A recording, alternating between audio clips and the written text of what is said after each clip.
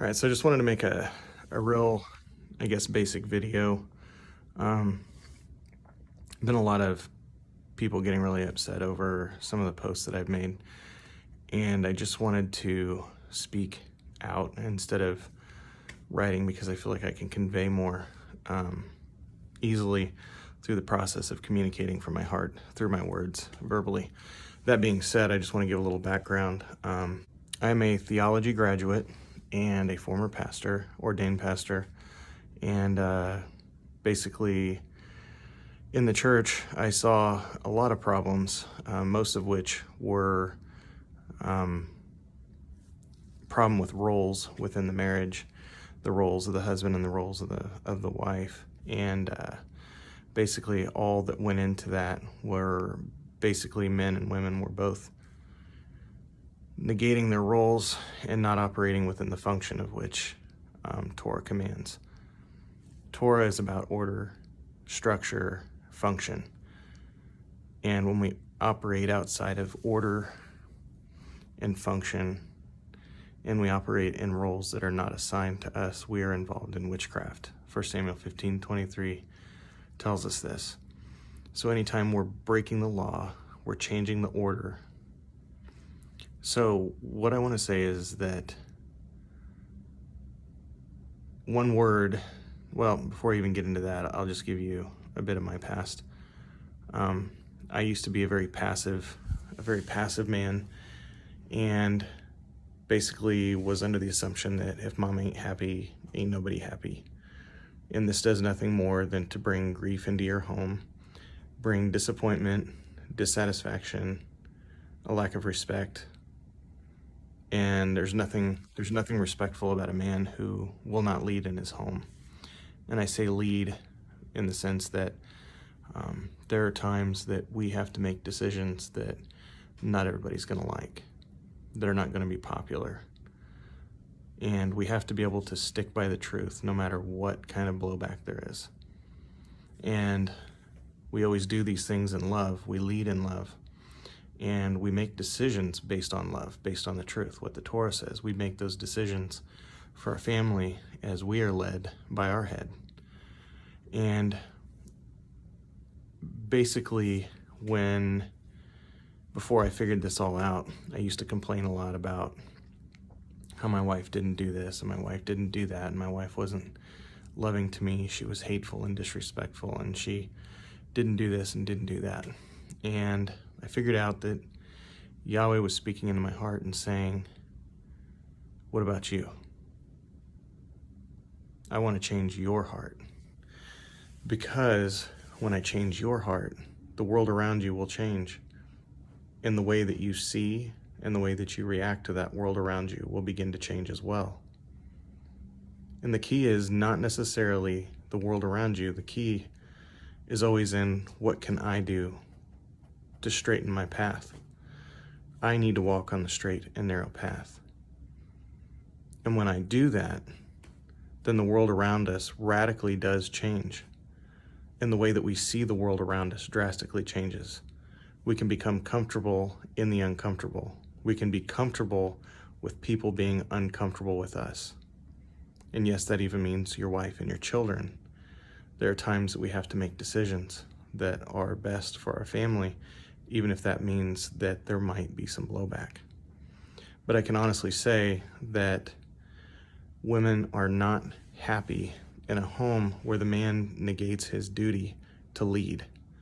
This means that when we lead out of love and doing it for the right reason, anger or resentment might be a shortcoming, might be something that befalls us in the immediate context. But being a man means that we're not moved by that we're not moved or shaken by the dissatisfaction of other people. It means we stay the course. We stand up. We stand upright. And the interesting thing about this is that women don't want to lead. And my thought was initially that women just wanted to, it says in scripture that a woman's desire is for her husband. But the thing is, if a man leads, and if a man leads the way, what he's doing is he's actually giving rest to his wife. He's giving her rest. And the word cleave, now back to that word cleave, it says that a man will leave his father and his mother and he will cleave to his wife. The word cleave, if you study the word down, all the way down, I mean, forwards, backwards, and inside out, the word cleave means to, the object being cleaved to is empty, in need of being filled and given rest. Okay, so the woman is empty, in need of being filled and given rest. And it's the job of the man to come into the woman's life and to give her, to fill her, to nourish her, to give her rest. And the way that a woman gets rest is by the man leading. This is where the rest comes from. And yes, that does mean that there will be conflict in the marriage at times, but we live in an understanding way with her, understanding this. But the thing is that she will find you more attractive, and she will find it easier to respect us when we stand up for truth and when we operate according to it, not in a hateful way, but in a loving manner that shows that we are honoring our head. And the thing is as men, we can't let things bother us. We can't get sucked into debates and arguments and screaming matches and, getting angry with our wife and our children, because the mark of a man of Yahweh is being able to be that strong tower, being that rock. The waves crash against it, the wind blows, but we don't move. And it's only because of where we're standing, it's only because of where our feet are grounded that we don't move, because we know the truth. And the thing is that because of the environment that we've all grown up in, because we've all grown up in an environment of roles being reversed, where the women are to be strong and the men basically are to cower and to weasel down, and say, yes, honey, whatever you want, if mom ain't happy, ain't nobody happy. That's just not true. It's just not true. Women are happiest when they're not having to lead, when they're not in a position to lead, to make all the decisions, to take care of all of the things that need to be taken care of. They find rest in knowing that their children are prayed for, that they're taught, that they're educated. And I'm not perfect at this by any means. I'm still figuring all this out. I'm sharing with you my heart because of what I've noticed and what I've read in Scripture. That it's our job to lead. And lead means, at times, people not being happy with the decisions. But leading is still functioning in that role, to lead, to make those difficult decisions, and also owning up to when we're wrong, owning up to it. And not only owning up to it, but we still seek the opinion and the input of our wife, and that may not change the direction. In the end, it may not change the direction, but we just want to be inclusive, because they have many, many, many valuable things to contribute to decision making as it pertains to, they are the other half of us. And we have value. We need to take their input as valuable. Doesn't always mean that in the end everything goes the direction that they say, but it means that we take it into consideration, and at the end of the day we have to make a choice, and we're held accountable for those choices.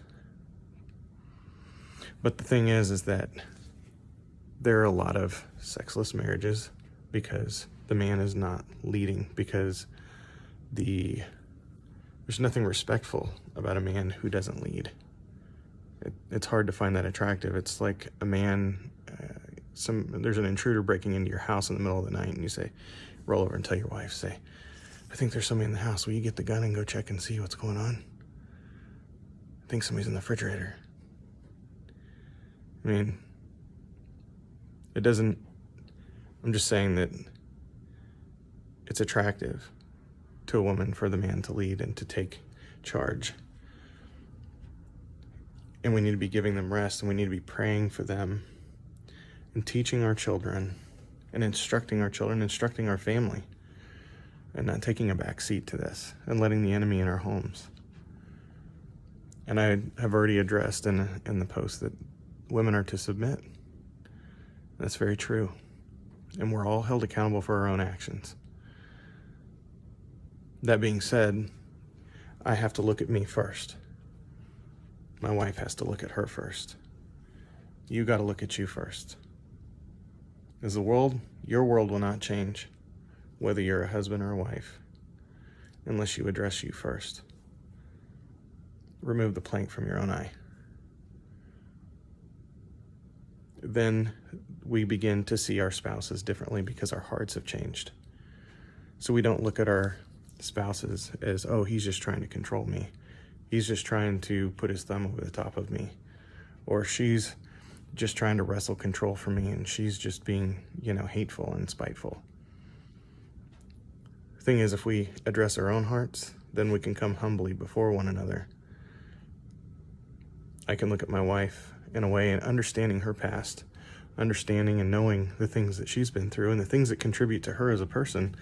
I can still lead, but live in an understanding way, knowing that her background is still being worked out of her. It's being flushed out as we speak. And the same thing's happening with me. I'm still having things flushed out of me, still being purged. But as a leader, I can stand strong and I can say, this is what Scripture would have us to do. And I firmly believe that if the woman submits to the husband out of reverence for Yahweh, and he makes an error, that Yahweh will protect her from those grievous errors or small errors. But the thing is we all have roles, and we all have to operate in those roles. We have to look at ourselves, and we have to look at the world around us and say, so what? So what? Scott, you've got problems. You're not walking this out right. So if we all, husbands and wives, look at ourselves honestly, look what the Scripture says we're supposed to be doing, regardless of what our spouse is doing, we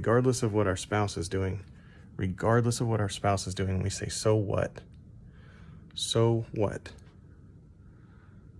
And we look at ourselves, the world around us will change. It's inevitable. That's why Abraham pleaded with Yahweh, and he said, hey, even if there's 10, will you spare it? Because guess what? If there's one person living righteously, there's hope.